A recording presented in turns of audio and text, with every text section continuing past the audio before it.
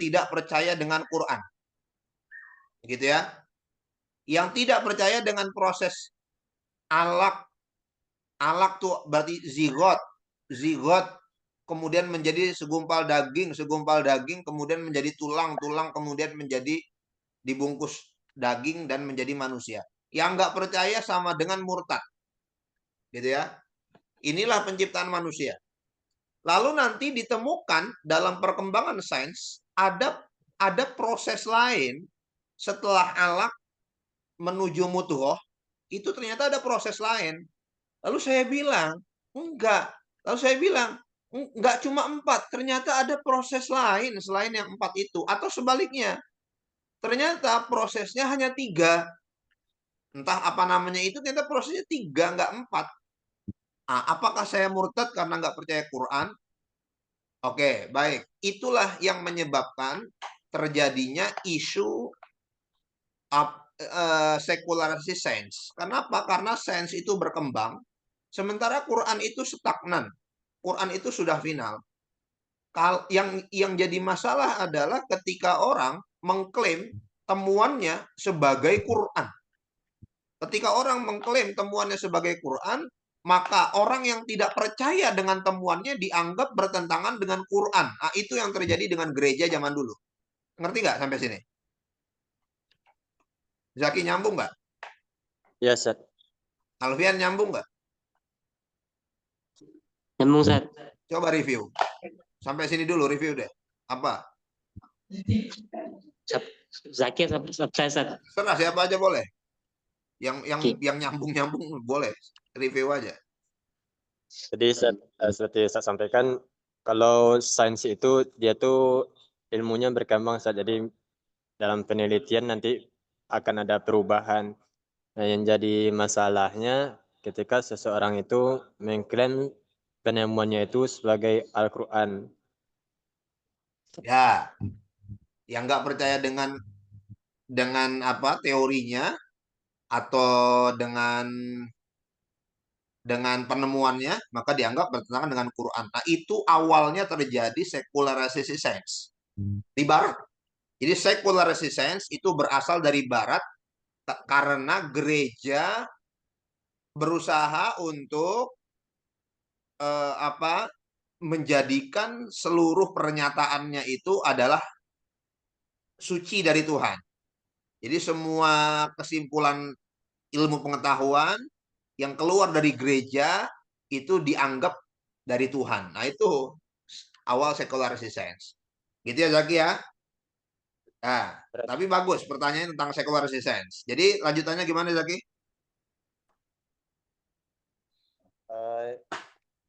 Apa tadi ya? Oh ya, yang kita tanyakan itu ini, Ustaz. Karena kan orang-orang sekarang tuh banyak yang taklidnya pada pengkajian sainsnya gitu, Ustaz. Jadi nggak ada diteliti lagi gitu sainsnya. Oke. Udah. Iya, Ustaz. Oke. Itu poinnya ya.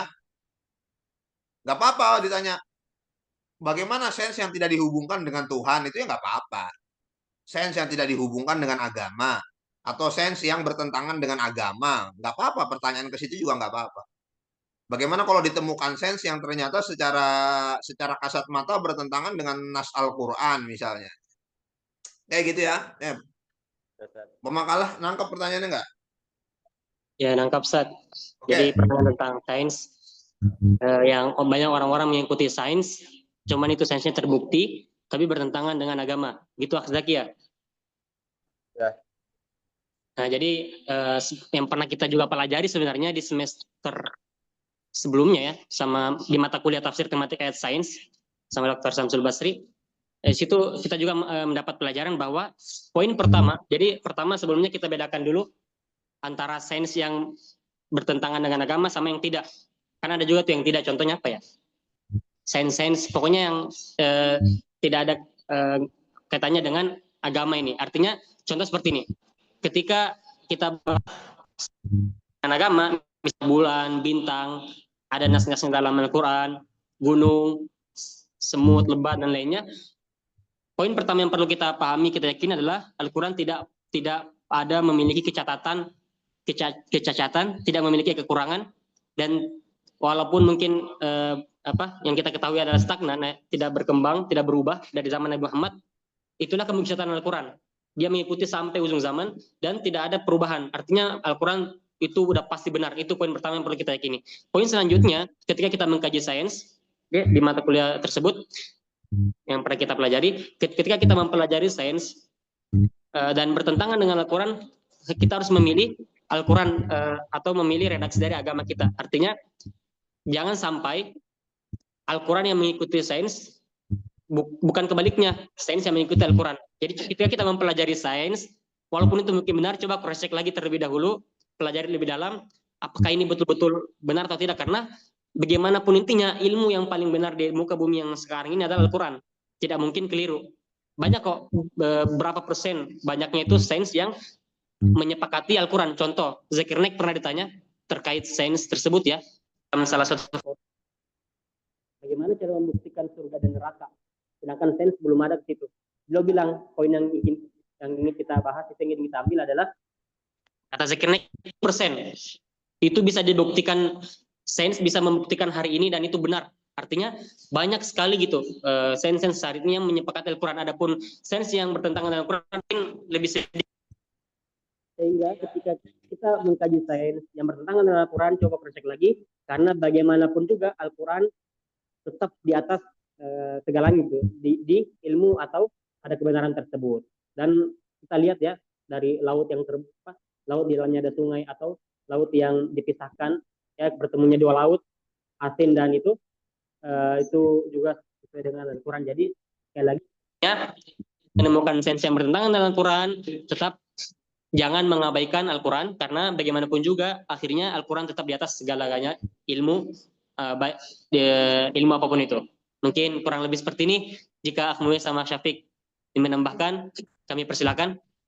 Dan pada Zaki jika masih ingin bertanya, kami persilakan juga. Kami buka diskusinya. Silakan. Oke, saya coba petain ya. Jadi yang tadi disampaikan oleh Alfian tadi, ini saya coba petain biar Anda tahu posisinya, posisi berpikirnya tuh dari mana. Jadi ungkapan seperti Alfian tadi, kalau terjadi pertentangan antara Al-Quran dengan sains, maka kita beriman dengan Al-Quran. Nah, itu cara berpikir Asy'ariyah itu. Itu teologi Asy'ariyah itu. Teologi Asy'ariyah itu begitu. Artinya begini. Artinya apa yang kita pikirkan itu bukan baru di dunia ya. Kita bukan bukan orang yang unik ya di dunia ini ya. Sebelum kita udah ada orang yang seperti kita. Jadi kalau kita berpikir, kita harus beriman dulu sama Quran. Apapun pertentangan yang terjadi di luar. Nah, itu cara teologi Asy'ariyah tuh begitu. Memang takdimun nas ala ro'yi, mengedepankan nas dibanding ro'yu. Mu'tazilah sebaliknya, dia mengedepankan ro'yu dibanding dengan nas. Bukan karena nas itu salah menurut Mu'tazilah, tetapi karena otaknya belum sampai untuk memahami hakikat Quran yang tidak mungkin bertentangan dengan perkembangan zaman. Jadi karena keterbatasan otak kita, keterbatasan ilmu kita anggap Quran bertentangan. Sebenarnya dua-duanya nggak ada yang salah. Sainsnya nggak salah, Qurannya apalagi nggak salah. Tetapi harus dikedepankan sains, karena di zaman itu, sains yang benar ya itu. Teori yang benar saat itu ya itu, nggak ada lagi yang lain. Maka harus dipakai sainsnya. Adapun nanti berkembang, ya itulah sains. Memang sains itu berkembang. Nah, itu Mu'tazilah. Itu begitu ya cara berpikirnya, petanya ya. Itu Asy'ariyah, Maturidiyah itu sama. Nah, satu lagi itu Mu'tazilah. Kayak gitu ya. Nah, kemudian Asy'ariyah ini yang kemudian menjadi Ahlus Sunnah wal Jamaah. Gitu ya. Mu'tazilah dianggapnya keluar daripada Ahlus Sunnah wal Jamaah. Itu begitu. Nah, tetapi yang jadi masalah dengan dengan loyalitas berpikir seperti itu, Ya, apapun yang terjadi, kita harus percaya Quran. Itu efeknya adalah males mikirin di luar Quran. Males punya penemuan. Kenapa? Karena udah cukup Quran aja. Nah, itu yang menyebabkan klaim-klaim ya. Yang nemuin itu orang Jerman, orang Belanda, orang Jepang, orang Cina, lalu orang Indonesia tinggal bilang tuh kan, dibilang juga apa? Quran, di Quran ada. Nah, itu tuh. Itu sebabnya jadi males. Akibatnya jadi males tuh. Kenapa? Karena tadi merasa udah megang Quran, udah selesai. Sehingga tidak mau melakukan penemuan-penemuan. Ya, tidak mau melakukan penelitian-penelitian. Nah, itu ya. Jadi, nah, itu kalau di UIK tuh disebutnya Islamic Worldview. Sudut pandang keislaman itu namanya. Gitu ya. Nah, nanti Anda coba cari bukunya Maurice Bucaille, orang Prancis. Dr. Maurice Bucaille. Itu udah diterjemahin bukunya Bible, Quran, dan Sains. Ya, itu dia seorang saintis, ya, seorang saintis, seorang ilmuwan. Nah, jadi apa? Menemukan banyak pertentangan antara ilmu pengetahuan dengan Bible yang dulu diyakini. Nah, dan dia banyak menemukan kecocokan antara ilmu pengetahuan dengan Al-Quran. Tapi tadi ya, ilmu pengetahuan atau sains itu berkembang, sementara Al-Quran itu selesai. Yang jadi masalah adalah ketika ilmu pengetahuan itu dianggap sebagai Quran itu sendiri, maka yang terjadi adalah sakralisasi, kultuisasi sains. Jadi beriman kepada sains, bukan beriman kepada Quran. Itu akibatnya. Di dalam Al-Quran sendiri, ya, di dalam Al-Quran sendiri, ditemukan hal-hal yang dianggap oleh saintis bertentangan. Contohnya misalnya, kisah Zulkarnain itu. Matahari tagrubu fi ainin hami'ah. Matahari yang tenggelam di ini ya, tanah berlumpur ya. Tagrubu fi ainin hami'ah. Dari mana matahari tenggelam di tanah berlumpur? Itu juga berarti tanda bahwa bumi itu flat earth gitu katanya. Nah, ini kira-kira Quran yang salah atau kata mufasir Quran pakai metafor. Quran pakai kiasan. Ya. Kalau pakai kiasan, buktinya pakai kiasan dilalahnya tuh apa? Nah, begitu. Tetapi sekilas ungkapan seperti itu dianggap ungkapan yang bertentangan dengan sains. Nah, gitu ya. Ya kalau tadi udah dibantah lah masalah teori evolusi. Kalau teori evolusi itu kan sebutannya teori, bukan fakta memang. Memang apa siapa itu? Teori evolusi siapa? Pencetusnya? Darwin. Charles Darwin ya. Charles Darwin itu memang bilang ada missing link. Maka dia sebut tuh teori, bukan fakta kan. Nah, jadi kalau udah disebut teori ya nggak perlu percaya-percaya amat, namanya juga teori. Yang salah itu, yang mengkampanyekan itu nganggapnya itu fakta. Tuh dari awal Darwin bilang tuh teori. Oke gitu ya. Jadi itu petanya ya. Tadi yang disampaikan percaya kepada Quran dulu tuh dari mana pikiran itu? Nah itu pikiran itu karena kita kebanyakan memang Asy'ariyah. Begitu ya. Oke, baik lanjut. Baik, Ustaz. Terima kasih kepada Ustaz Mukris. Jadi kita dapat sudut pandang baru ya terkait sains, kecanggihan zaman ini, sains semakin canggih. Boleh jadi, maksudnya jangan langsung secepat itu kemudian kita menyalahkan sains. Boleh jadi pemahaman kita terhadap Al-Quran itu masih sempit dan perlu diperluas lagi dan diperdalam lagi terkait pemahaman kita kepada Al-Quran. Karena zaman sekarang ini sains itu sudah sangat begitu canggih dalam memecahkan persoalan-persoalan sains. Nah ini teman-teman bisa baca Maurice apa itu?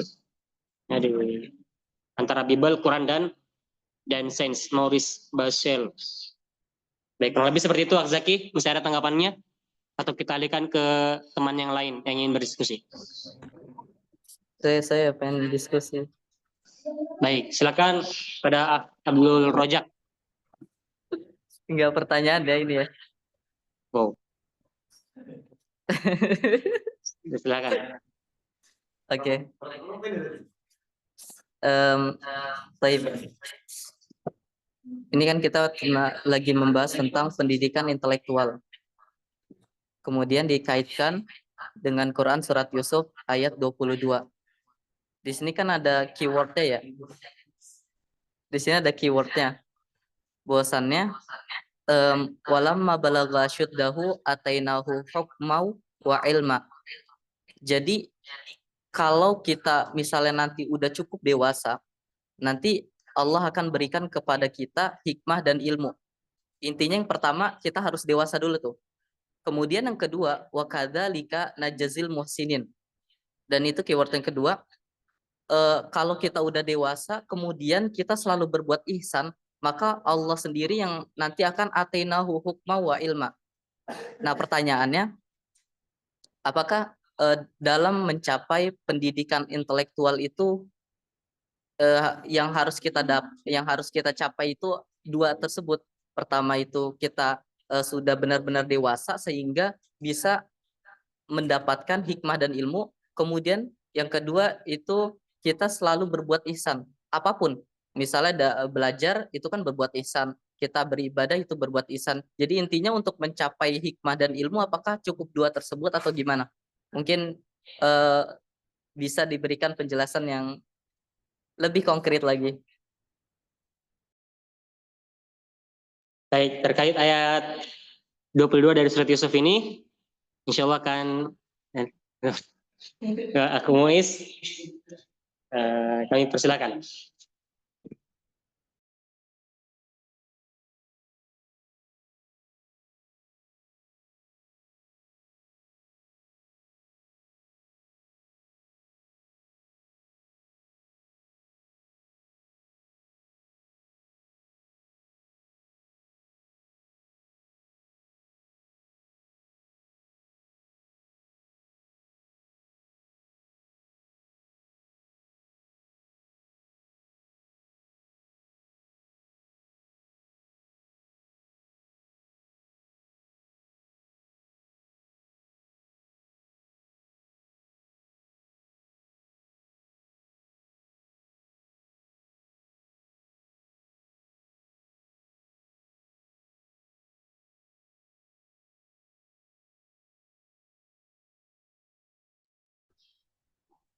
Oke, silakan.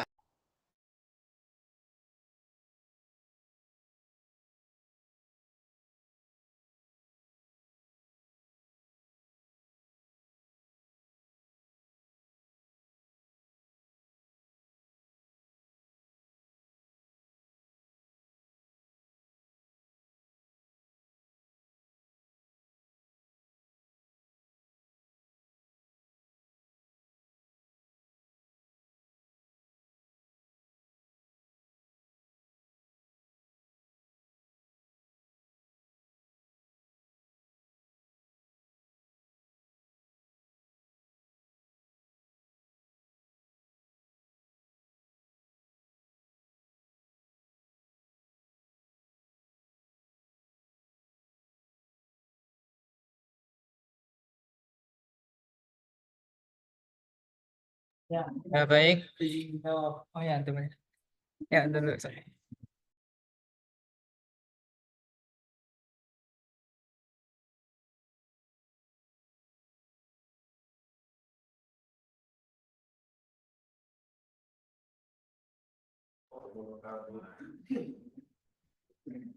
Ya, baik. Izin menjawab. Tadi pertanyaannya, ya, apakah menggapai kesempurnaan intelektual itu harus hanya dengan apa? Hikmah dan ilmu gitu ya? Iya, kita harus capai kedewasaan dulu gitu. Oh, Harus mencapai kedewasaan dulu. Atau gimana? ya kalau dari buku yang kita bahas ini, ya tadi beliau menjelaskan seperti yang anak tadi jelaskan juga. Jadi kematangan kedewasaan, kematangan intelektual itu bukan faktor terpentingnya itu bukan kedewasaan tadi ya, bukan usianya. Akan tetapi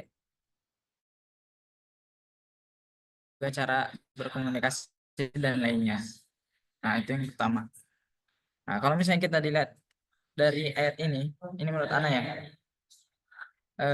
Jadi wakadzalika najzil muhsinin. Jadi Nabi Yusuf itu diberi hikmah dan ilmu. Nah, kalau dalam konteks ayat ini ya kenabian ya. Itu merupakan balasan Allah untuk orang-orang yang berbuat baik. Ya, karena kita tahu ya, Nabi Yusuf itu sudah pasti berbuat baik ya, berbuat ihsan. Ini tuh. Izin Gimana, Beb? menanggapi sedikit. Jadi kalau kita buka tafsirnya Tahrir wa Tanwir, Tahir Ibnu Asyur, ini saya buka di aplikasi Bahis Qur'ani ya.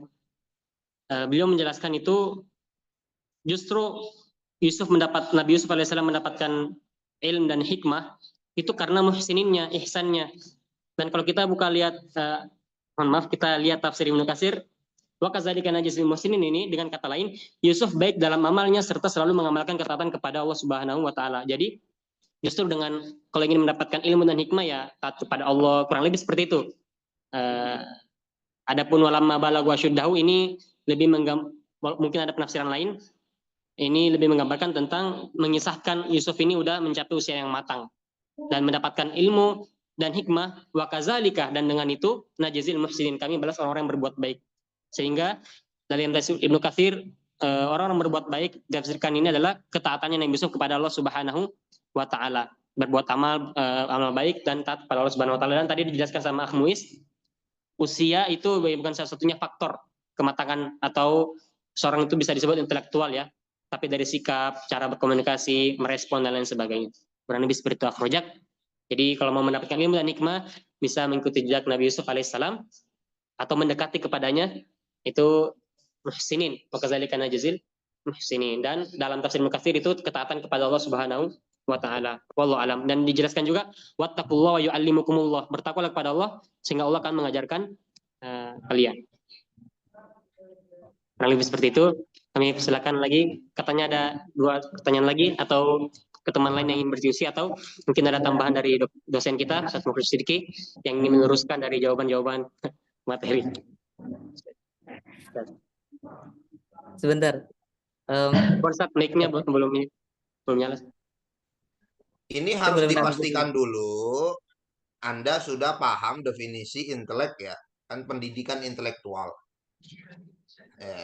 Harus dipastikan Anda sudah baca definisinya. Memang tadi ada sih dijelasin sedikit tentang intelektual. Ini definisinya tuh harus jelas ya. Nah, kalau kita disebutnya tuh IQ. Nggak tahu tuh mewakili apa enggak, tapi ya oke lah IQ. Karena ini arti intelek tuh Anda baca sendiri tuh. Bernalar, memahami, menganalisis informasi, memahami konsep-konsep abstrak. Ciri-cirinya kalau dari definisi ini, orang yang intelek itu kalau dikasih tugas, itu nggak perlu dikasih tahu caranya. Karena dia paham konsep abstrak, mampu bikin keputusan. Jadi kalau misalnya saya kasih tugas nih,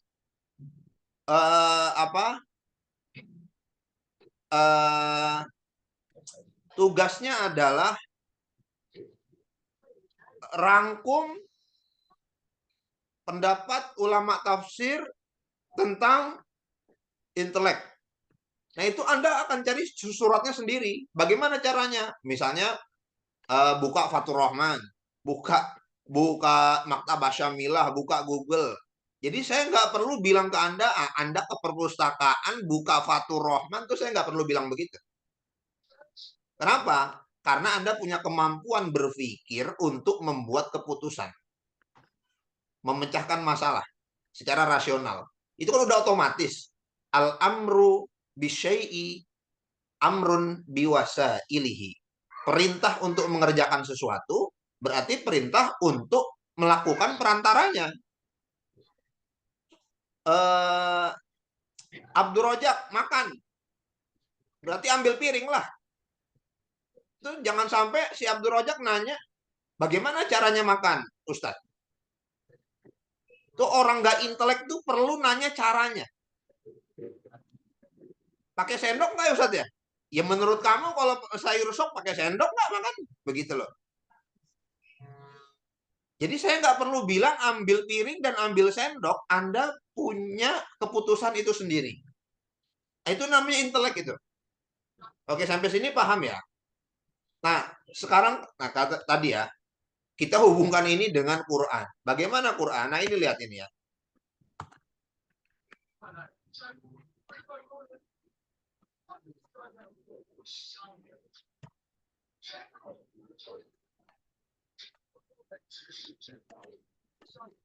Oke, ini. Nah, coba lihat. Oke, sorry, tunggu. Dah, coba lihat. Punya kemiripan nggak ini? Mirip nggak? Mirip, Ustaz. Oke. Korelatif kan? Sangat-sangat punya hubungan kan? Berarti perintah pertama dalam Al-Quran sebelum perintah sholat, perintah puasa, perintah zakat, perintah haji adalah perintah untuk menjadi manusia-manusia intelek. Manusia-manusia berpikir. Karena dengan berpikir itulah dia bisa memahami kenapa harus sholat. Dengan berpikir itulah dia bisa memahami kenapa harus zakat. Dengan berpikir itulah dia bisa memahami kenapa harus puasa. Sehingga puasanya jejak, zakatnya jejak, hajinya jejak gitu loh. Kalau zikirnya jejak, mantap, berisi, berkualitas. Kenapa? Karena itu berdasarkan pikiran yang sehat. Jadi Allah kasih tahu satu perintah yang maknanya hikmahnya itu sangat tinggi. Nah itu nggak bisa dijangkau hikmah itu kecuali orang-orang yang benar-benar berpikir. Maka perintah pertamanya ikro. Apa itu ikro? Nah coba tuh Anda saksikan baik-baik tuh. Ikro itu artinya menghimpun. Menghimpun. Berarti ya membaca. Membaca itu adalah aktivitas menghimpun. Menghimpun huruf menjadi kata, kata menjadi kalimat. Itu kan membaca tuh namanya. Ya.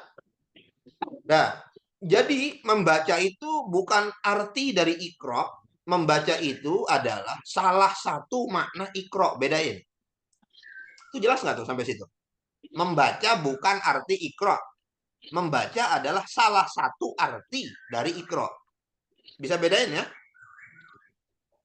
Jadi Anda sebagai sarjana IAT nanti kalau berbicara tentang ikra bismi rabbikal ladzi khalaq, nih pahami, arti ikra bukan cuma baca.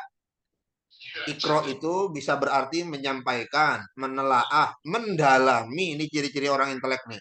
Menelaah, mendalami itu ciri-ciri orang intelek. Dan di antara artinya adalah membaca. Jadi Islam memerintahkan kita untuk menjadi manusia-manusia yang berpikir, manusia yang cerdas, manusia yang pandai memahami, pandai menelaah, pandai mendalami. Artinya Islam memerintahkan untuk menjadi manusia yang intelek. Gitu ya. Nah ini. Nah tuh. Oh, nama pesantren Anda kan? Ya. Ini supaya Anda paham jati diri Anda tuh siapa. Dan kita walaupun saya nggak ngerti-ngerti banget kenapa dinamain ulul albab pesantren di UIK itu. Tapi saya coba telisik dari sini aja, dari ayat ini aja. Ya, supaya Anda paham identitas Anda tuh, jati diri Anda tuh siapa. Inna fi khalqis samawati wal ardi waqtilafil laili wan nahari la ayatil liulil albab. Nah, pada penciptaan langit dan bumi, pergantian siang dan malam, pertanyaannya adalah siapa yang memahami tentang penciptaan langit dan bumi? Siapa? Menurut Anda siapa yang paham? Proses penciptaan langit dan bumi, menurut Anda siapa yang paham?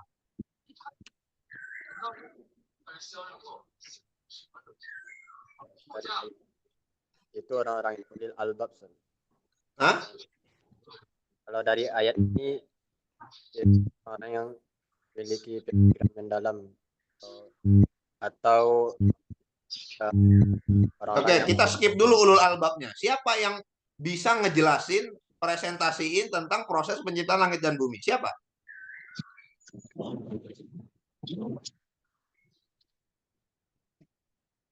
Saintis, Ustaz. Hah?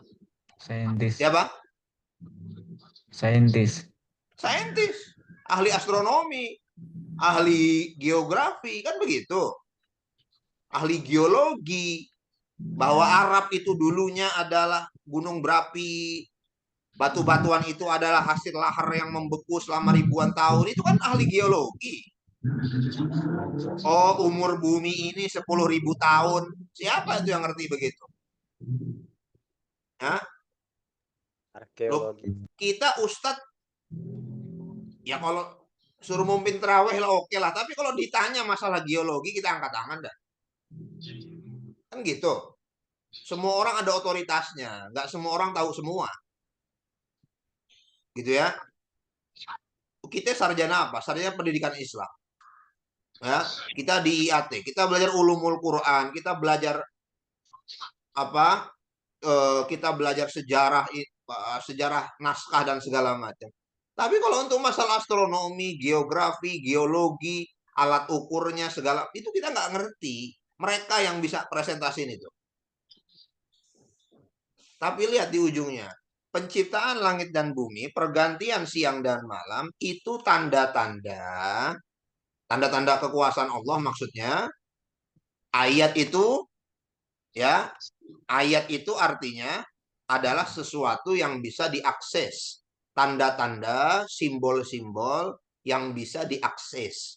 Maka ketika Al-Quran mengatakan itu adalah ayat, itu berarti Anda bisa akses. Matahari bisa diakses, bulan bisa diakses dengan panca indera kita, dengan alat, katanya sih dengan astronot, gitu ya.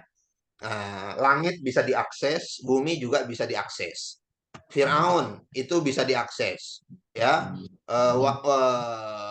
Wakazalika nunajjika bibadanika litakuna liman khalfaka ayat. Kami jadikan, kamu selamatkan badanmu tapi tidak jiwamu untuk menjadi ayat untuk orang sesudahmu, kan gitu Firaun. Jadi ayat itu sesuatu yang bisa diakses. Ayat untuk siapa? Ayat untuk ulul albab. Nah, itu kan Anda semua kan, pesantren ulul albab kan. Tapi kan tadi balik lagi, siapa yang bisa ngakses? Yang bisa ngakses adalah orang yang memang expert di bidang ilmu alam. Nah, apakah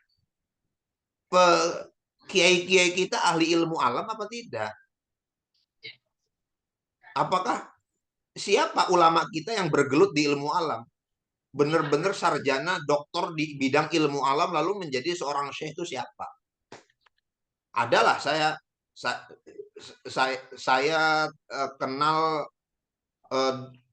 seorang doktor internasional di bidang ilmu bedah yang kemudian menjadi seorang syekh ada.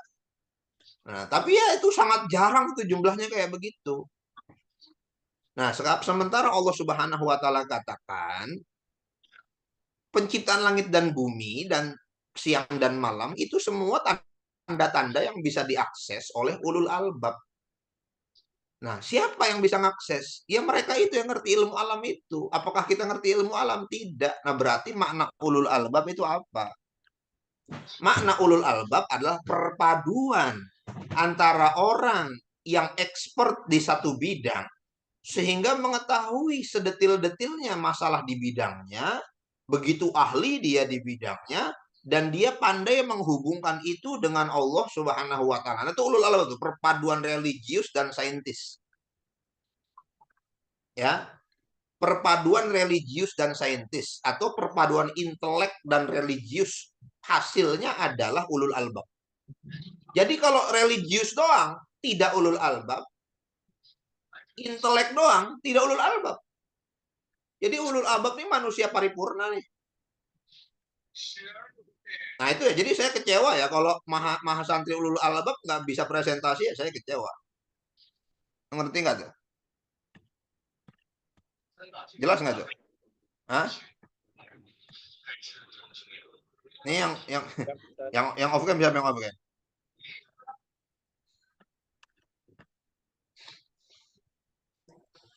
Kayak gitu ya, jelas ya. Gue kecewa banget saya. Kalau Maha Santri Ulul Albab tidak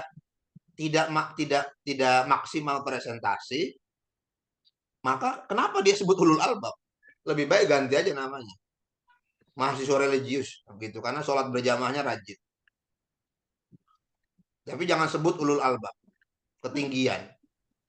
Begitu ya. Tapi kan Ustadz ini hanya sekedar nama aja, oke lah. Kalau sekedar nama aja, oke lah begitu. Gitu ya. Nah, jadi ulul albab adalah perpaduan antara intelektualitas dengan religiusitas. Nah, ketika dia melihat matahari, dia mampu menghubungkan, tidak ada manusia yang sanggup menciptakan matahari dengan daya sekian juta megawatt kekuatan sinar yang dihasilkan. Baterai mana yang sanggup menghasilkan itu, sementara dia datang dan pergi dengan sangat disiplin, ya, sinarnya berpengaruh penting bagi kehidupan di alam dunia.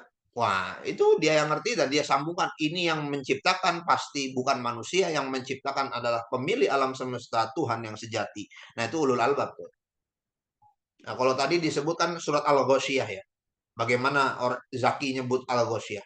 Unta diciptakan, itu ahli biologi. Bumi dihamparkan, ahli geografi. Langit ditinggikan, ahli astronomi. Kemudian apa lagi tuh? Hah? Gunung ditancapkan, gunung ditegakkan, ahli vulkanologi. Nah itu kan semua ahlinya. Hanya saja dengan ilmu yang mereka miliki, mereka mampu untuk menghubungkannya kepada Allah, mengakui kekuasaan Allah, dan mereka taat kepada Allah. Nah itulah ulul albab. Nah sekarang kita ukur di diri kita. Nah kita sudah sampai di inteleknya atau religiusnya udah nyampe atau belum? Kalau kita baru nyampe di religiusnya, kok tadi ya, yang disebut oleh Alfian ya. Pokoknya apa kata Quran kita beriman tuh berarti religius. Oke, saya minta apa saya aja yang ini. Coba saya minta ada yang tampilin screen. Siapa yang pakai laptop di sini? Ada nggak? Ada Ustaz. Oke. Ini saya close dulu. Ini supaya Anda membuktikan sendiri ya. Coba cari siapa yang pakai laptop, coba cari, tampilin di screen negara paling religius di dunia. Nah, silakan. Tampilin di screen negara paling religius di dunia.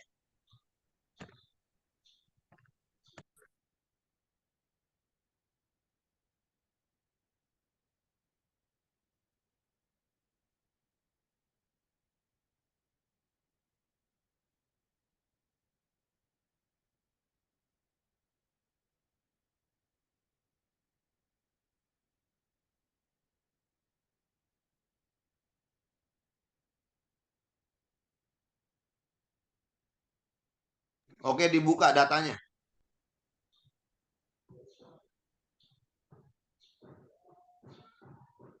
Oke. Oke. Lihat, Indonesia berapa persen? 98,7%. 98,7%.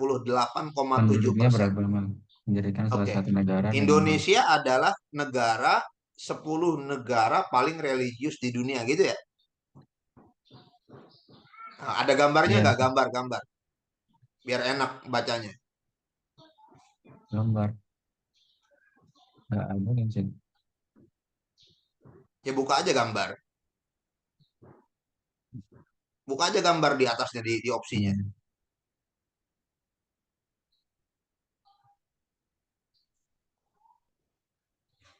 Nah,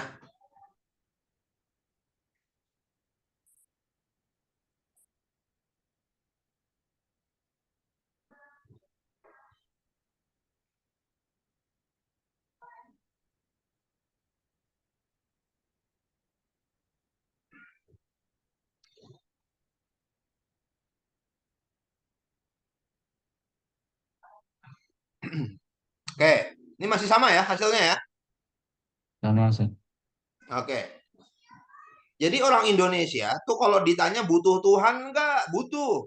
Beriman kepada Tuhan enggak? Beriman. Nah itu tuh. Religius. Orang Indonesia itu religius. Nah, tapi Anda cek lagi. Coba ini di close.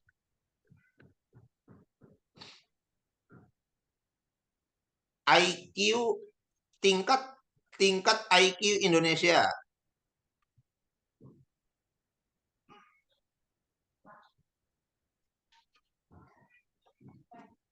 Ini rasanya. Ya, cari lagi gambarnya. Waduh, itu keluar angkanya langsung. Oke.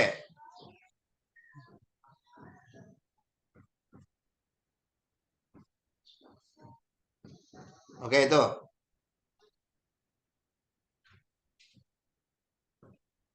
Nah, tapi oke, tapi kebaca lah itu. Ah, itu Indonesia peringkat keberapa tuh?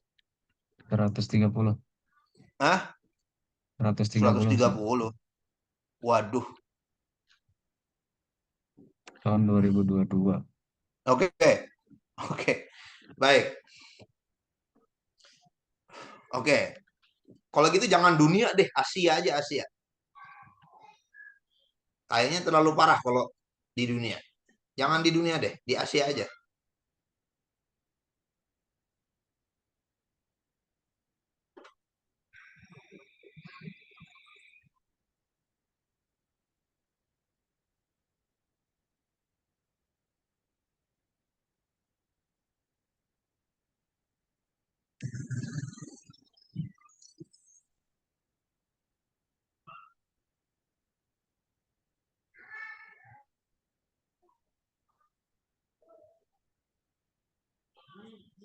Peru. Dikit doang. Peru. Ini ya. Oke. Nah, itu Asia Tenggara. Buka. Nah, loh kok sama? Waduh.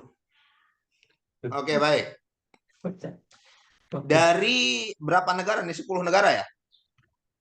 Dari 10 negara Asia, yang paling tinggi Asia itu Singapura. Ternyata Singapura itu bukan cuma tinggi di Asia, tapi tinggi di dunia. Dia peringkat ketiga dunia. IQ tertinggi. Betapa negara kecil nggak punya sumber daya, tapi paling makmur. Dolar Singapura tuh 11.000 ya. Dolar Singapura, $1 Singapura Terus tuh yang equal 11.000 rupiah. Yang boleh enggak? Jadi kalau Anda ke Singapura bawa duit 1,1 juta, itu equal dengan bawa duit cuma $11 Singapura. Gitu ya. Sorry. Bawa duit cuma 10 $11 Singapura. Ya. Itu kecil banget itu. Sangat-sangat kecil. Ya, atau $100 Singapura ya. $110 Singapura. Harga pop mie di Singapura, pop mie itu harganya $3 alias 30.000 rupiah di Singapura, atau paling murah $2,5. Mungkin $3 sekarang. Jadi pop mie di Singapura itu setara dengan bakso daging di Indonesia. Gitu ya. Itu dia menjadi salah satu negara paling mahal di Asia. Negara paling mahal. Nah, itu dia peringkat ketiga dunia IQ-nya. Maka kalau Anda punya kesempatan, coba kerja di Singapura deh, biar pinter. Biar tahu cara berpikirnya orang Singapura begitu. Ya. Nah, itu jadi ini intelektualitas ya. Jangan tanya religiusitas. Kalau religiusitas Indonesia tadi paling tinggi di dunia, 10 besar. 10 besar dunia Indonesia paling religius. 98% nyaris 99% percaya Tuhan. Tetapi ada kesenjangan dengan IQ. Nih kan kita lagi bahas masalah ulul albab yang tadi. Persatuan atau gabungan antara religiusitas dengan intelektualitas. Hasilnya adalah ulul albab. Faktanya orang Indonesia menurut data tuh baru religius. Religiusnya juga salah. Kenapa? Karena ada kesimpulan lain, semakin religius suatu negara, semakin banyak korupsi. Contohnya mana? Indonesia. Berarti ada yang salah dengan religiusitas di Indonesia tuh, religiusnya aja salah. Jadi udah dianggap negara paling religius, ternyata religiusitasnya salah. Gitu ya. Religiusitasnya religiusitas seremonial. Religiusitas formalistis. Nah, jadi lebarannya rame gitu loh. Muharramnya rame, maulidnya rame gitu. MTQ-nya rame, tapi buang sampah sembarangan. Kerjanya nyontek. Nah itu tuh Indonesia. Nggak mau usaha sendiri. Nggak profesional. Nah itu ya. Atau apa tuh? Indonesia bukan kekurangan orang, tapi ya baca aja artikelnya ya. Ini kan saya nyimpulin dari artikel, bukan kata-kata saya. Nah, kita harus pandai untuk kumpulin data, baru nyimpulin. Nah, ini itu kesimpulannya dari sana. Ya, Anda baca nanti apa pendapat orang luar tentang cara kerja orang Indonesia. Itu bagaimana? Itu loh.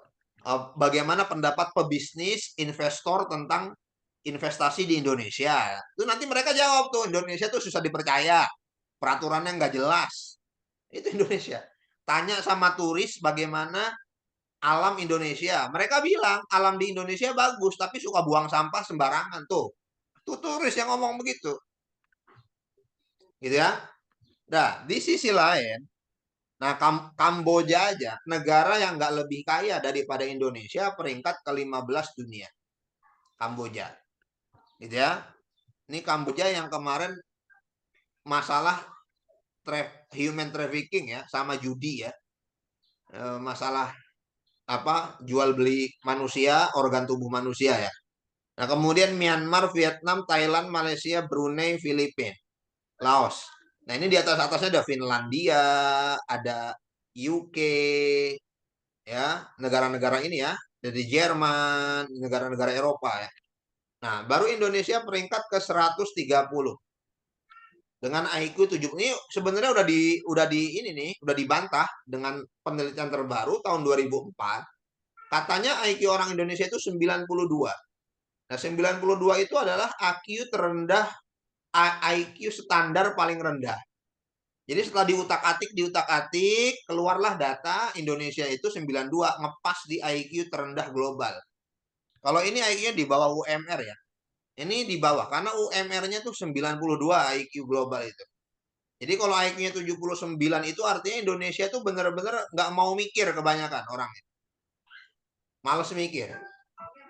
Nah, IQ King Kong itu IQ-nya 76. Jadi 2 poin di atas IQ orang Indonesia. Itu masalah. Artinya apa? Kalau King Kong suruh percaya sama dukun, itu King Kong hampir nggak percaya. King Kong, kalau pengen dapat jodoh, pergi ke dukun. Tuh King Kong hampir nggak percaya. Tapi orang Indonesia masih banyak percaya dukun. Nah, itu Anda tahu sebabnya kenapa? Nah, ini karena ini nih, karena IQ ini nih. Kenapa masih percaya mistis? Hah?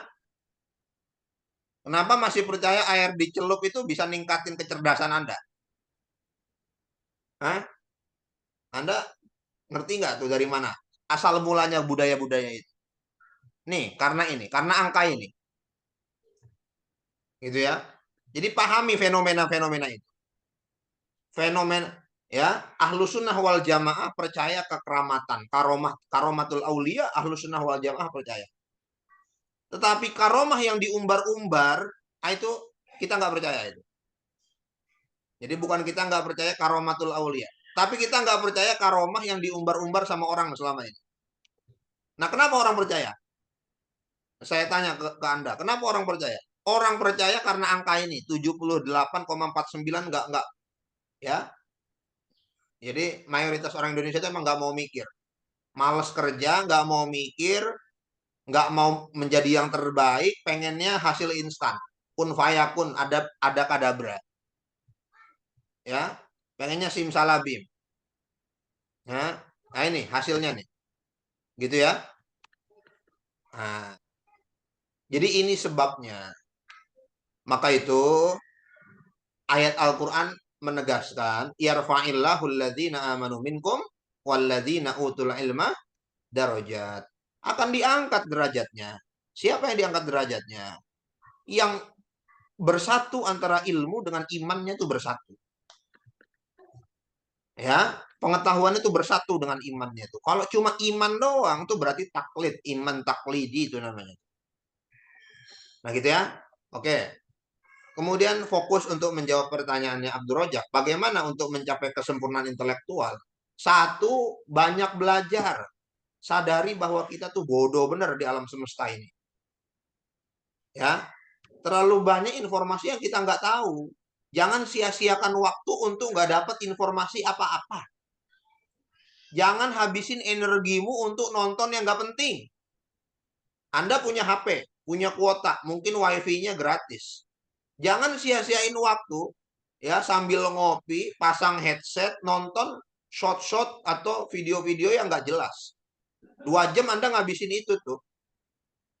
Itu otak Anda diisi racun semua tuh. Ngerti nggak?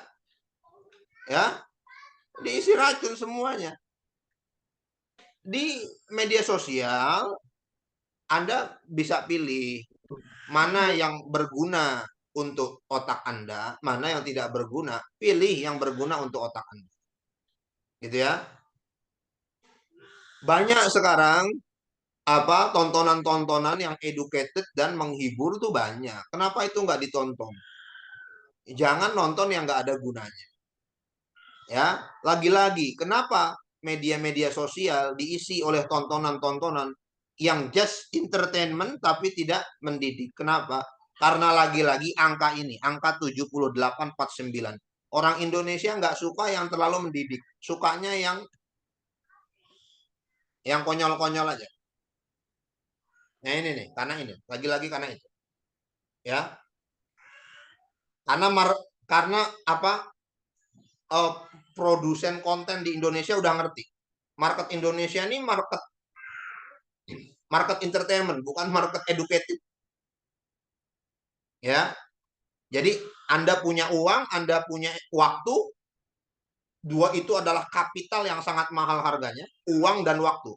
Uang itu dalam bentuk kuota dan waktu Anda diserahkan, dijual kepada konten kreator yang tidak mendidik.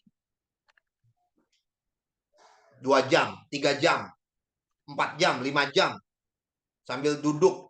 Jadi kalau ulul albab itu dalam keadaan berdiri, duduk berbaring, nah kita juga dalam keadaan diri, duduk dan berbaring di bis tetap nonton TikTok. Alladzina yadhkurunallaha qiyaman wa qu'udan wa 'ala junubihim. Nonton TikTok, qiyaman ya, qu'udan wa 'ala junubihim, nonton TikTok. Seharusnya ulul albab itu qiyaman, qu'udan wa 'ala junubihim. Wa yatafakkaruna fi khalqis samawati wal ardh. Nah, itu market Indonesia itu Anda pahamin tuh. Gitu ya. Nah, tantangan Anda sebagai anak muda semakin besar. Ya. Waktu Anda sangat terbatas. Hanya saat ini Anda bisa kumpulin berbagai macam peluru-peluru untuk Anda berperang nanti setelah lulus. Dari sekarang kumpulin. Miliki wawasan yang luas. Be an intellectual. Jadilah seorang intelektual sejati. Ya, banyak belajar. Jadi bagaimana cara menjadi intelektual sejati? Sadari kita tuh bodoh, harus banyak belajar. Dan jangan takut untuk berani salah, berkembang. Karena dengan salah itu kita bisa berkembang. Dengan salah itulah kita tahu di mana salahnya dan dibenerin. Nah, bagaimana supaya kita tahu salahnya dan dibenerin? Coba sesuatu. Ya, jangan takut untuk mencoba sesuatu yang baru. Coba sesuatu yang baru, salah dibenerin, dan seterusnya dan seterusnya. Dengan begitu Anda berkembang. Kemudian Anda harus peka dengan isu-isu sekitar. Jangan jadi orang yang apatis. Bodoh amat masalah orang, saya nggak peduli. Nah, kemudian ketika Anda baca buku, baca artikel, baca sesuatu, berusahalah untuk memahami, bukan hanya dibaca doang. Ya, bagaimana cara memahami? Bisa direview, bisa diringkas, bisa dielaborasi. Direview berarti tinjau ulang. Benar apa enggak ya? Diringkas berarti Anda rangkum supaya gampang diingat. Dielaborasi berarti Anda bongkar dan Anda hubungkan dengan kasus-kasus di sekitar. Itu namanya dielaborasi. Gitu ya.